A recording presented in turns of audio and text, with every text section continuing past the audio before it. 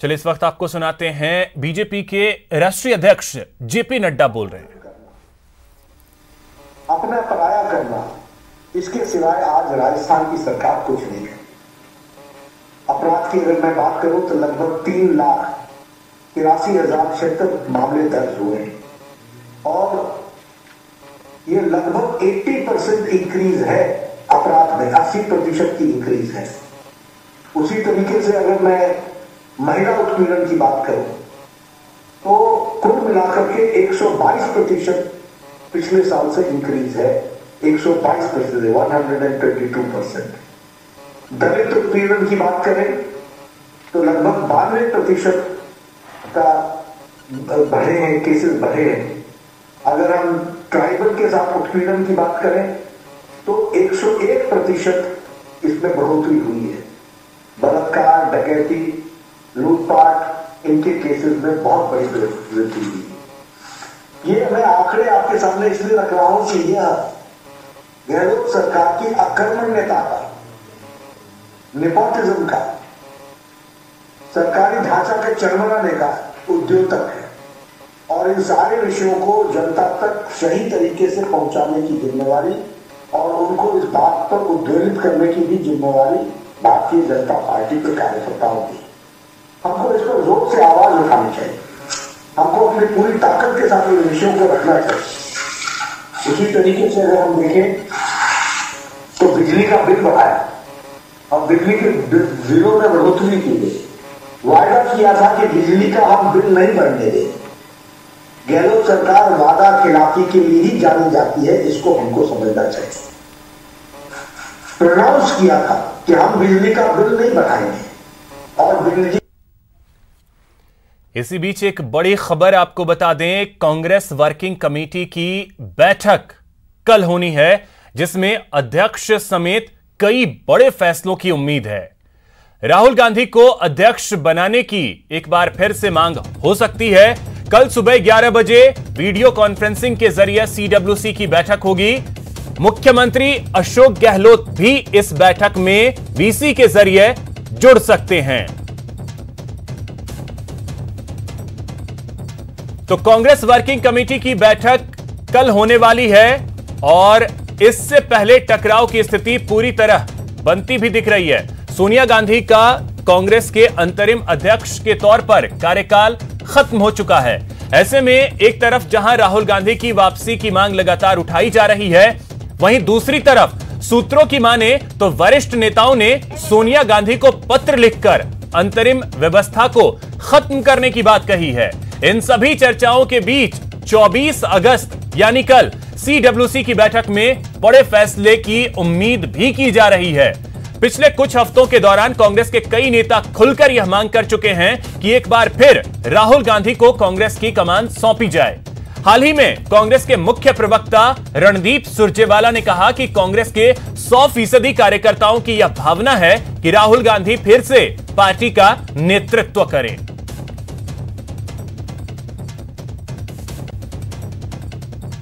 कांग्रेस में बगावत का बवंडर शांत होने के बाद अब पार्टी संगठन की टॉप टू बॉटम नई टीम का ऐलान होना है। सचिन पायलट की जगह प्रदेश अध्यक्ष बने गोविंद सिंह डोटासरा ने प्रदेश, जिला और ब्लॉक स्तर तक नई टीम के गठन की कवायद शुरू कर दी है।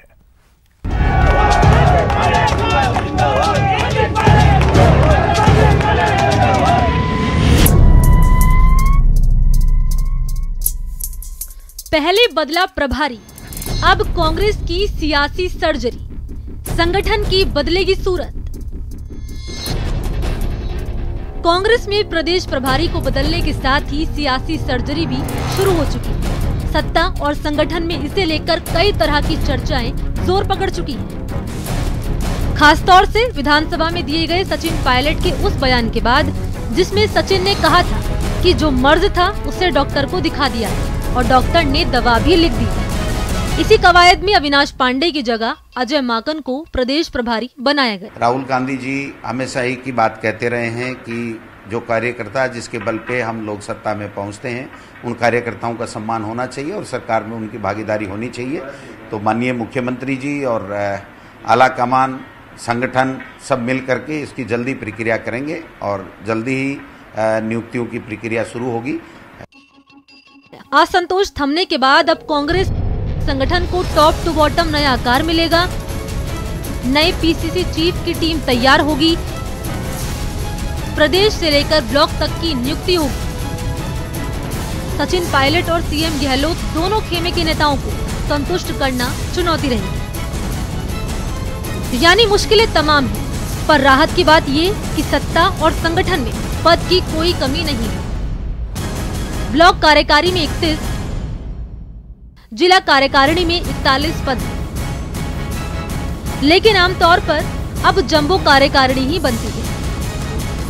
ऐसे में जिला और ब्लॉकों में 15,000 से ज्यादा नेताओं को पद मिलने तय है। इस बीच सबसे ज्यादा निगाह प्रदेश कार्यकारिणी पर रहेगी, क्योंकि जब से डोटासरा प्रदेश अध्यक्ष बने हैं तब से ही कांग्रेस की सभी कार्यकारिणी भंग है। मतलब डोटासरा को छोड़कर प्रदेश कांग्रेस संगठन में फिलहाल कोई पदाधिकारी नहीं है। सचिन पायलट के समय जंबो कार्यकारिणी थी, डोटासरा भी जंबो प्रदेश कार्यकारिणी बना सकते हैं, क्योंकि उनके सामने दोनों खेमों को साधने की सबसे बड़ी चुनौती होगी। इसलिए वो फूक फूक कर कदम बढ़ा रहे हैं। इसलिए एक वजह ये भी बताई जा रही है कि असंतुष्टों के मुद्दों को सुलझाने के लिए बनी एआईसीसी की कमेटी की रिपोर्ट का उन्हें इंतजार है। यानी अनार कम है और बीमार ज्यादा। यही कारण है कि आलाकमान हड़बड़ी के मूड में नहीं है। पहले मर्ज पता चल जाए, फिर सियासी सर्जरी की जाए। न्यूज़ 18 राजस्थान के लिए जयपुर से गोवर्धन चौधरी की रिपोर्ट।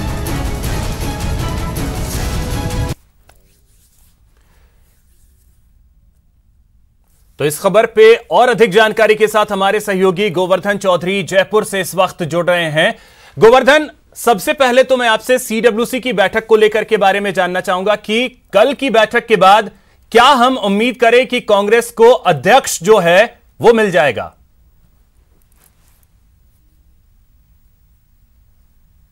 देखिए, सीडब्ल्यूसी की जो कल बैठक होने जा रही है, ये पहले 22 तारीख को होनी थी, लेकिन किन्हीं कारणों की वजह से इसको 2 दिन डिले किया गया।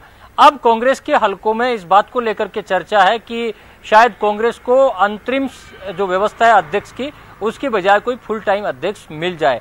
कल इस मुद्दे पर कांग्रेस के जो वरिष्ठ नेता हैं वो सीडब्ल्यूसी की बैठक में विस्तार से इस मुद्दे पर चर्चा करेंगे। इसके अलावा देश के सामने जो कांग्रेस की राजनीति को लेकर के जो मुद्दे हैं, उन मुद्दों को लेकर के भी चर्चा के साथ कई बड़े फैसले होने की संभावना इस सीडब्ल्यूसी की बैठक में बताई जा रही है। लेकिन जो सबसे ज्यादा निगाह टिकी हुई है वो है कि क्या पूर्णकालिक अध्यक्ष के तौर पर किसी चेहरे पर फैसला हो जाएगा, क्योंकि राहुल गांधी पहले कहते आए हैं कि गांधी परिवार से बाहर का अध्यक्ष होना चाहिए, जबकि कांग्रेस नेताओं का एक बड़ा धड़ा है वो राहुल गांधी को अध्यक्ष पूर्णकालिक अध्यक्ष बनाए जाने की मांग लंबे समय से करता रहा है। पिछली जो सीडब्ल्यूसी की बैठक हुई थी उसमें भी राजस्थान के मुख्यमंत्री अशोक गहलोत सहित कई नेताओं ने इस बात का प्रस्ताव रखा था कि राहुल गांधी को पूर्णकालिक अध्यक्ष बनाया जाना चाहिए।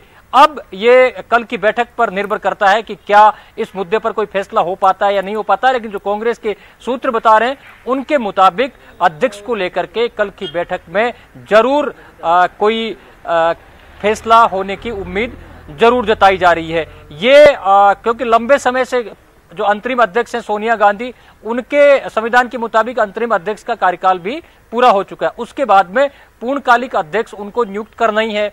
जब से लोकसभा चुनाव हुए थे, लोकसभा चुनाव की हार के बाद राहुल गांधी ने इस्तीफा दे दिया था और उसके बाद से लगातार अंतरिम अध्यक्ष के भरोसे कांग्रेस पार्टी चल रही है। तो कांग्रेस नेताओं का एक बड़ा धड़ा इस बात की मांग कर रहा है कि अब राहुल गांधी को कमान संभालनी चाहिए। राहुल गांधी ठीक है गोवर्धन, तो अब देखना अहम होगा कि क्या कल कांग्रेस को अपना पूर्णकालिक अध्यक्ष मिलता है या नहीं, इस बात का इंतजार रहेगा। बहुत शुक्रिया आपका इन तमाम जानकारियों के लिए। यहां रुकेंगे एक छोटे से ब्रेक के लिए।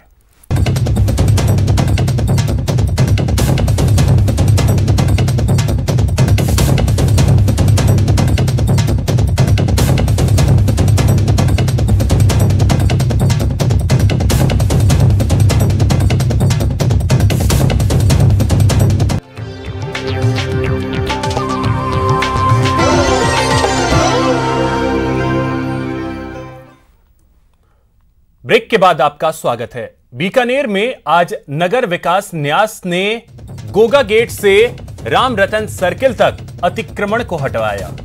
कार्रवाई के दौरान प्रशासनिक अधिकारी और पुलिस जाब्ता मौजूद रहा। नगर विकास न्यास सचिव मेघराज मीणा के मुताबिक न्यास ने कब्जा करने वालों को नोटिस दिए थे। जिन लोगों ने अतिक्रमण नहीं हटाए उन पर कार्रवाई की गई। गौरतलब है कि हाईकोर्ट ने भी जिला प्रशासन को इस रोड से अतिक्रमण हटाने के निर्देश दिए थे।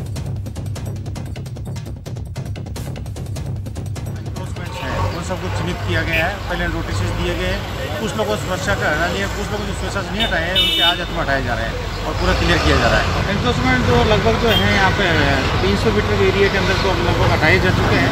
इसके आगे का और एरिया है उसको भी क्लियर किया जाएगा थोड़ी देर में। उधर चित्तौड़गढ़ में बजरी परिवहन पर बड़ी कार्रवाई की गई है। बजरी से भरे 8 डंपर और ट्रेलर जब्त किए गए हैं। पुलिस ने 8 चालकों को भी डिटेन किया है। यह बड़ी खबर चित्तौड़गढ़ से, जहां पर अवैध बजरी परिवहन लगातार जारी है, लेकिन आज एक कार्रवाई भी की गई है जिसके बाद 8 डंपर और ट्रेलर जब्त किए गए हैं और 8 चालकों को डिटेन किया गया है।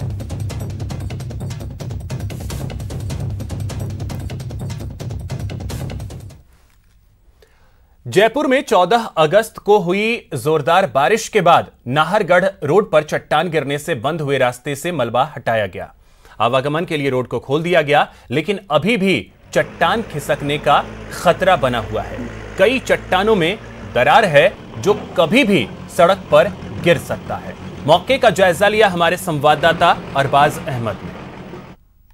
बरसात के बाद से ही राजधानी जयपुर के विश्व प्रसिद्ध जयगढ़ और नाहरगढ़ किलों का संपर्क शहर से टूट गया था, क्योंकि यहाँ पर जो बरसात के बाद पहाड़ी थी टूट करके पूरी नीचे गिर पड़ी थी। पूरा रोड जो है जाम हो चुका था। 5-6 दिन की लगातार मेहनत के बाद में अब जाकर के थोड़ा रास्ता आप देख सकते हैं कि यहाँ से खुला है और दोनों तरफ से जो पहाड़ी के पत्थर हैं उनको नाहरगढ़ सेंचुरी की तरफ धकेला गया और एक रास्ता यहाँ पर निकाला गया जिससे कि आवागमन सुचारू हो सके। लेकिन पहाड़ी के ऊपर जो पत्थरों की एक पूरी ट्रेल अभी भी आप देख सकते हैं कि बहुत ही रिस्की है। ये कभी भी सड़क पर आकर के गिर सकती है और इसके लिए चेतावनी देना और लोगों को बताना बेहद ज़रूरी है, क्योंकि यहाँ से आवक जावक करते वक्त अगर बरसात होती तो बरसात के साथ पूरा मलबा नीचे आ सकता है। फॉरेस्ट के कुछ कर्मचारी हैं जो लगातार यहाँ पर काम कर रहे हैं। साहब, कितना टाइम लगा, क्या क्या काम आपने किया? हमने सारे पत्थर उठवाए, जैसे मलबा उठवा रहे हैं और 3 दिन से लग रहे हैं इसमें। 3 दिन से लग रहे हैं। कितना मतलब मजदूर लगे, कितना सामान हटाए, कितना पत्थर था करीब करीब? पत्थर कम से कम 50-60 ट्रॉली थे। 50-60 ट्रॉली? हाँ, 2 हमने उठा के अपने खाली जगह पड़ी है वहाँ डलवा दिए। वहाँ डलवाए। बड़ी चट्टाने ज्यादा थी उनको हटाने में? ज़्यादा थी चट्टाने, मजदूरों द्वारा उठाया गया। तो रिस्क के लिए आपने अलर्ट जारी किया है कि भाई लोग बाग इनको बुलाए नहीं किसी पर्यटक को, क्योंकि कभी भी कुछ भी हो सकता है। अलर्ट तो जारी कर रखा है, बंद कर रखा है सबको। रिस्की है अभी? रिस्की। आप देख सकते हैं कि ये रिस्क काफ़ी ख़तरनाक है, क्योंकि नीचे कोई सपोर्ट नहीं है और ऊपर केवल चिकनी मिट्टी के ऊपर ये चट्टानें टिकी हुई हैं। ऊपर से बरसात आएंगी, पानी आएगा तो ये इसके साथ में नीचे आ सकती है और ऐसे में यहाँ आने वाले राहगीरों को जान का खतरा हो सकता है। कैमरा पर्सन बलबीर सिंह राठौड़ के साथ में अरबाज अहमद, न्यूज़ 18 के लिए जयपुर से।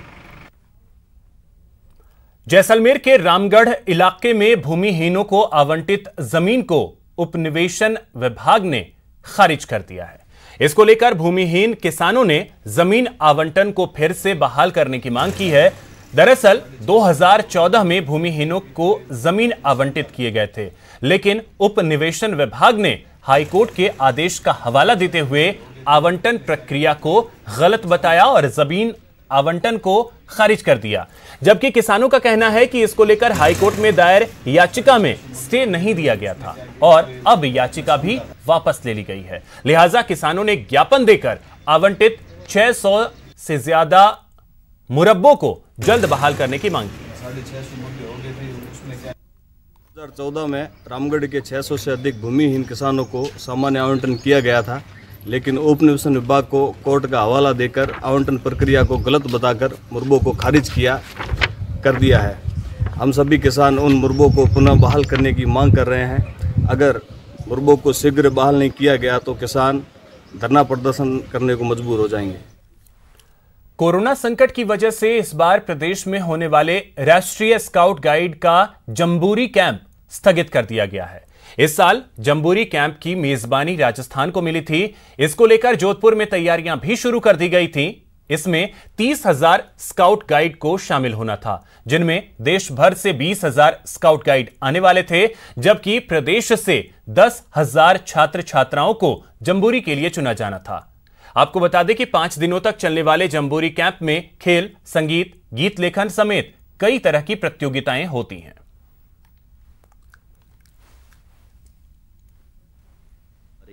बैड लक है कि जम्बूरी के लिए पूरी तैयारी की गई थी और ये दिसंबर के महीने में इसका होना था।